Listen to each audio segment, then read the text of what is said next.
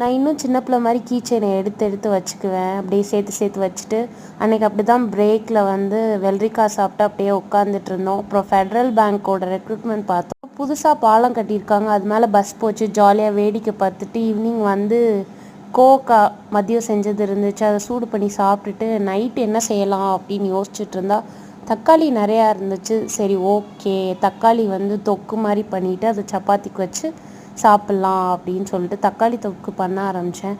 தக்காளியை கட் பண்ணி கையிலே கட் பண்ணிகிட்டு இருந்தேன். கையும் கத்தியும் அப்படியே மிக்சியில் போட்டு அரைச்சிட்டு அதை அப்படியே கடாயை எடுத்து எண்ணெய்லாம் ஊற்றிட்டு கடுகுலாம் போட்டு அப்புறம் அந்த தக்காளி எடுத்து ஊற்றியோடனே தண்ணி நிறையா அந்த மாதிரி இருந்துச்சு. அதுக்கப்புறம் மஞ்சள் பொடி, பெருங்காயம், தனி மிளகாலாம் போட்டு அப்படியே கலக்கினேன். ரொம்ப தண்ணியாக இருந்த மாதிரி இருந்துச்சு. சரி ஓகே, மல்லிப்பொடியெலாம் கொஞ்சம் போட்டுட்டு அதுக்கப்புறம் சப்பாத்தி மாவு வேறு பிசையணும் இல்லை, ஸோ அதை பிசைஞ்சு சப்பாத்தி போட்டு சாப்பிட்டு முடிச்சாச்சு.